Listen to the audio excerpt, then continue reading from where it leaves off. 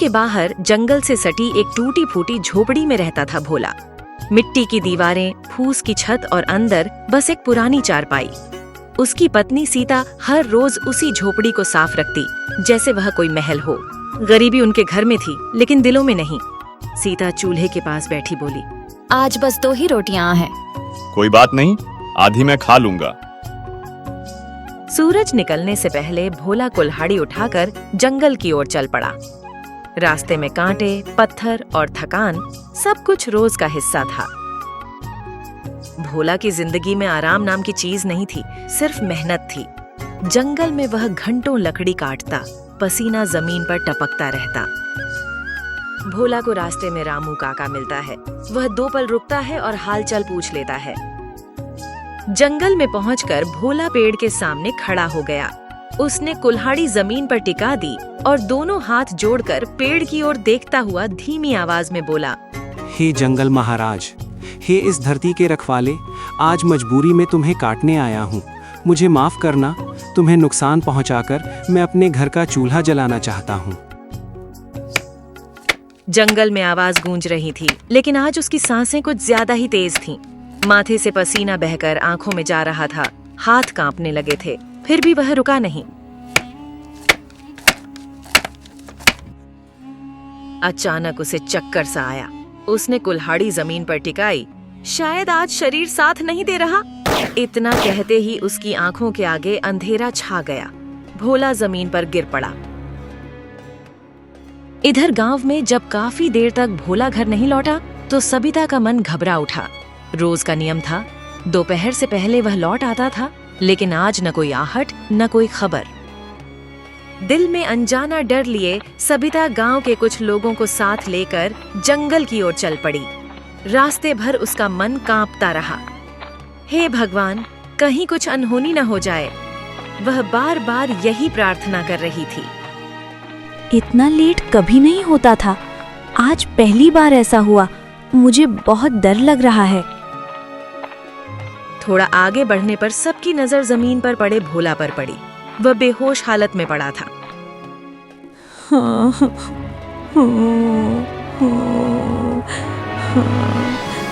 ये क्या हो गया भोला को?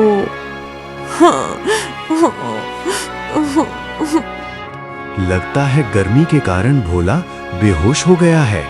इसे घर लेके चलो। भोला, उठो भोला।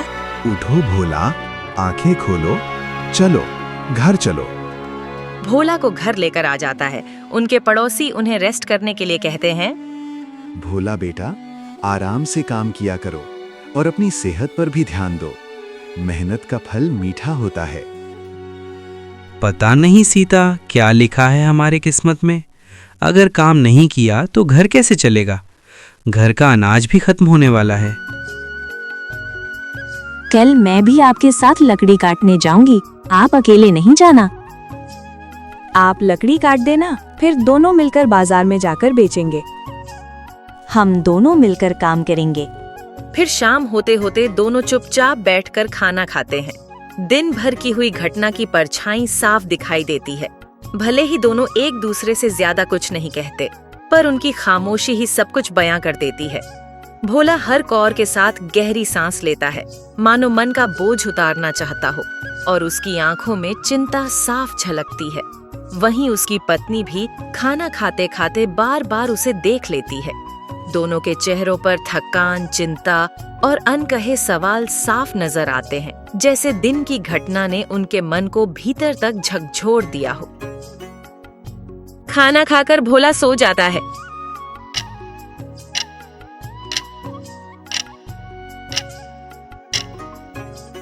सुबह की पहली किरण के साथ ही सीता और भोला जंगल की ओर निकल पड़े। कल की थकान आज भी उनके कदमों में थी, लेकिन हालात से लड़ने की हिम्मत आंखों में साफ दिख रही थी। भोला कंधे पर कुल्हाड़ी रखे चुपचाप आगे बढ़ रहा था और सीता उसके पीछे पीछे बिना कुछ कहे चल रही थी। जंगल की खामोशी उनके मन की चिंता बयां कर रही थी। दोनों जानते थे आज लकड़ी नहीं कटी तो घर में चूल्हा नहीं जलेगा। जंगल पहुंचते ही भोला लकड़ी काटना शुरू कर देता है।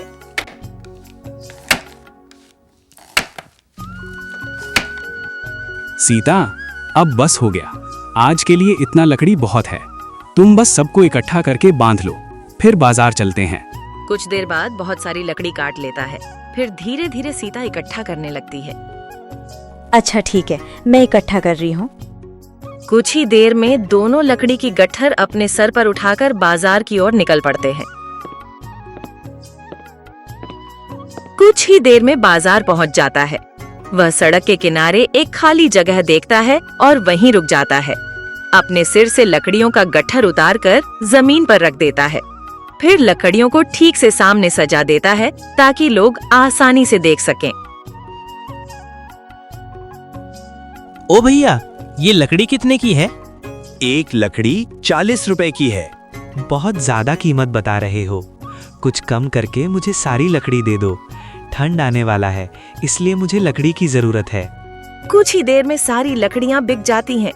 जमीन पर अब लकड़ी नहीं बचती, सिर्फ भोला बैठा होता है, हाथ में कमाई के पैसे और चेहरे पर हल्की सी राहत।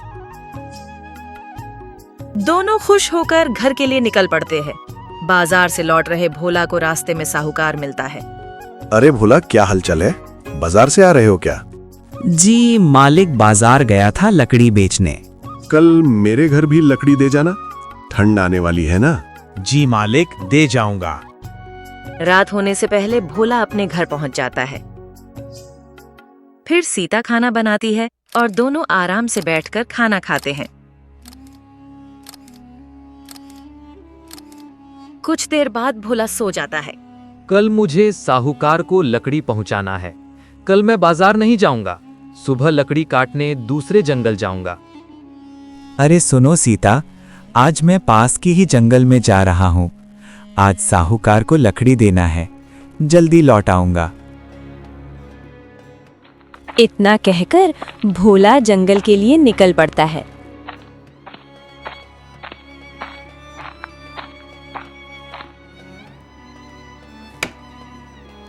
भोला अपनी काम में लग जाता है। कुछ देर तक पेड़ काटता है।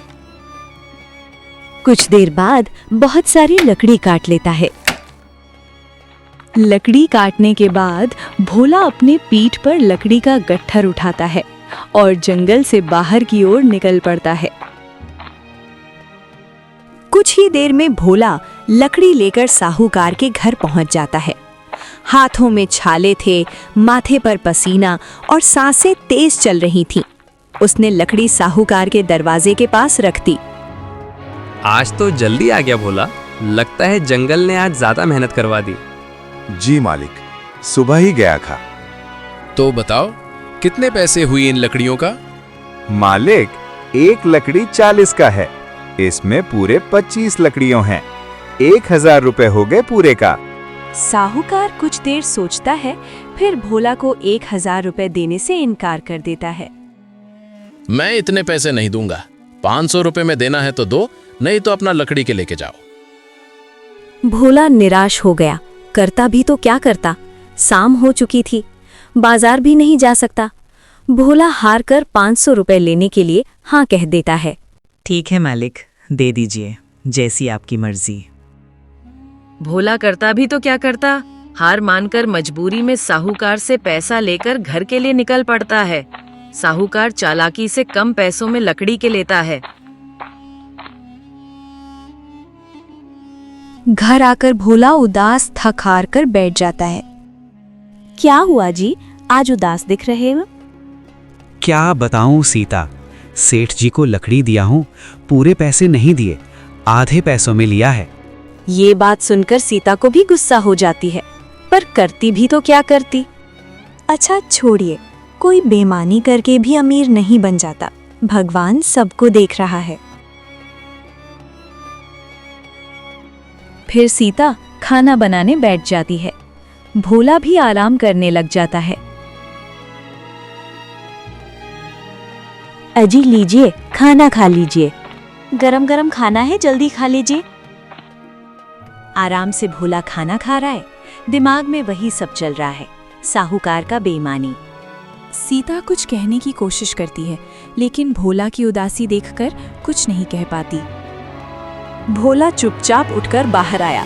ठंडी हवा उसके चेहरे को छू रही थी, लेकिन मन में चिंता की गर्मी साफ महसूस हो रही थी।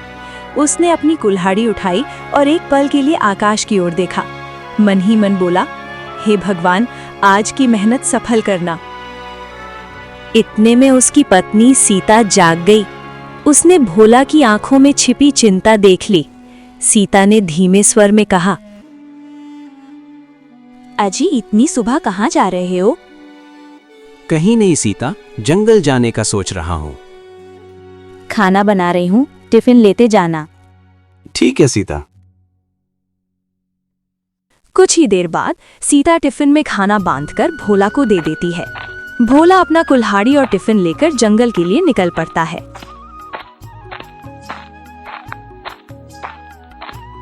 कुछ ही देर में भोला जंगल पहुंच जाता है और पेड़ का टहनी चयन करने लगता है। जंगल के भीतर काफी दूर तक चलने के बाद भोला एक पुराने बरगद के पेड़ के पास पहुंचा।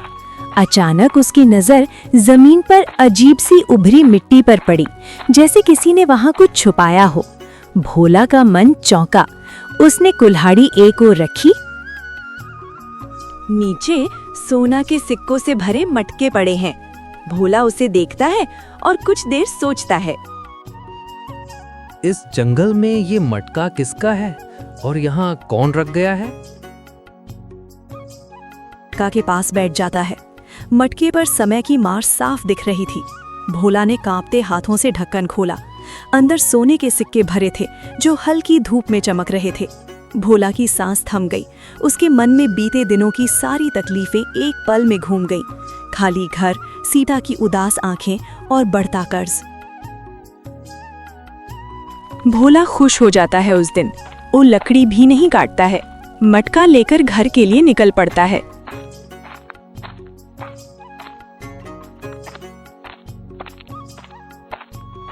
भोला मटका लेकर सीधे घर के अंदर आ जाता है। सीता घर में बैठी हुई है। मटके देखकर सीता घबरा जाती है। मटके को देखते ही सीता की आंखें फैल जाती हैं। उसने धीरे से भोला को कहा, भोला, ये मटका, इसमें तो सोने के सिक्के भरे हुए लगते हैं। कहाँ से लाए हो? किसने दिया ये? जंगल में मिला है। लकड़ी काटने गया था, वहीं ये पेड़ के नीचे मटके पड़े थे। मैं इसे घर लेकर आ गया। भोला कुछ पल चुपचाप मटके को देखता रहा। उसके मन में तरह तरह के विचार आने लगे। गरीबी, कर्ज, भूखा परिवार। फिर उसने गहरी सांस ली और बोला, सीता, धन चाहे जितना चमके, पर अगर बेईमानी से आया हो तो सुख नहीं देता। चलो इसे यहीं रहने देते हैं। पहले गांव के मुखिया को बताते हैं, जो सही होगा वही करेंगे। सीता के चेहरे पर हल्की मुस्कान आ गई। उसने सिर हिलाकर कहा, तुम ठीक कहते हो भोला, ईमानदारी ही हमारा असली धन है। कल सुबह इसे मुखिया जी के पास लेकर जाएंगे। मटके को चारपाई के नीचे सावधानी से रखकर भोला और सीता दोनों सो जाते हैं। रात गहरी हो चुकी थी। बाहर हल्की ठंडी हवा चल रही थी और झोपड़ी के बाहर सन्नाटा पसरा था। लेकिन भोला की आंखों में नींद नहीं थी।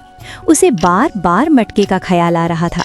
वो जानता था कि उस मटके में रखी चीज उनकी जिंदगी बदल सकती है, लेकिन उसके मन में डर भी था।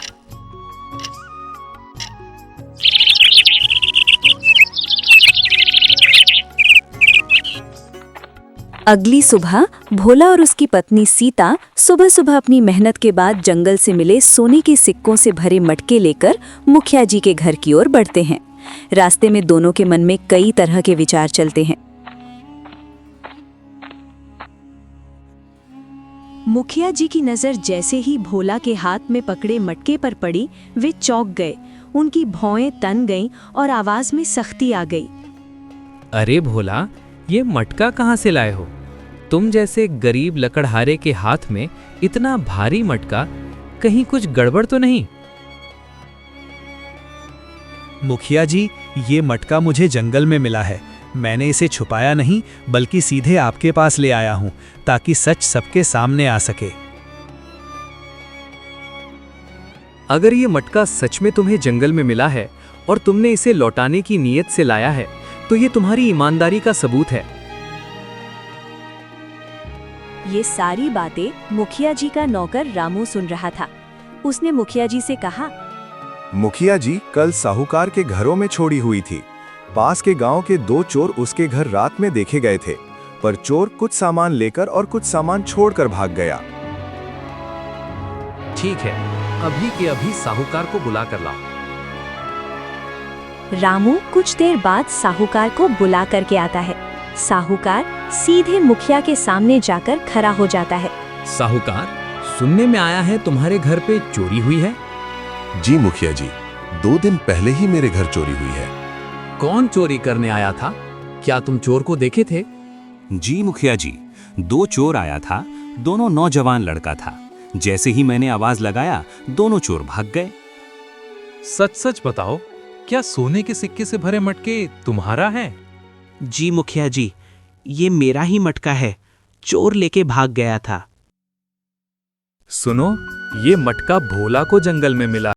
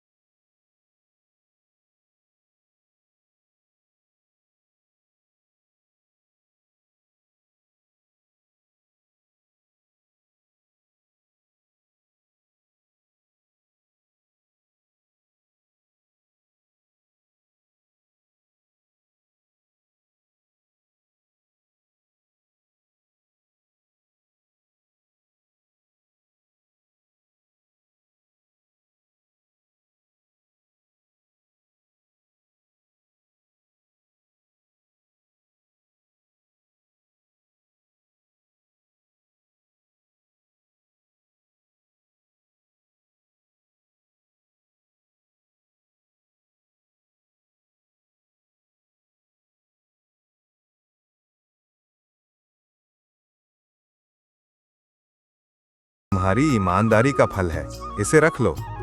अगर उस दिन ये मटका जंगल में किसी के हाथ लग जाता तो शायद ये मेरे हाथ में ना आता। इसलिए मैं तुम्हें इनाम के तौर पर ये दे रहा हूँ, इसे रख लो। साहूकार ने मटके से कुछ सिक्का निकाला और एक पोटली में सिक्का रख दिया।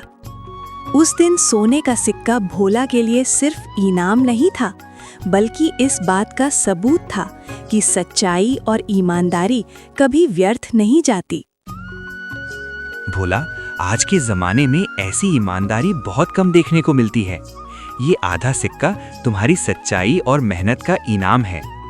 भोला की आंखें भर आईं। उसने सिक्का लेने से पहले हाथ जोड़कर कहा, साहूकार जी, मैंने ये सब इनाम के लिए नहीं किया, बस सच का साथ दिया है। भोला और उसकी पत्नी सबिता खुशी खुशी घर के लिए निकल पड़े। उधर साहूकार भी अपना मटका लेकर चल पड़े। उस दिन गांव में ये बात फैल गई कि ईमानदारी कभी खाली हाथ नहीं लौटती। आधा सोने का सिक्का भले मिला, लेकिन भोला के लिए वो उसकी सबसे बड़ी जीत बन गया।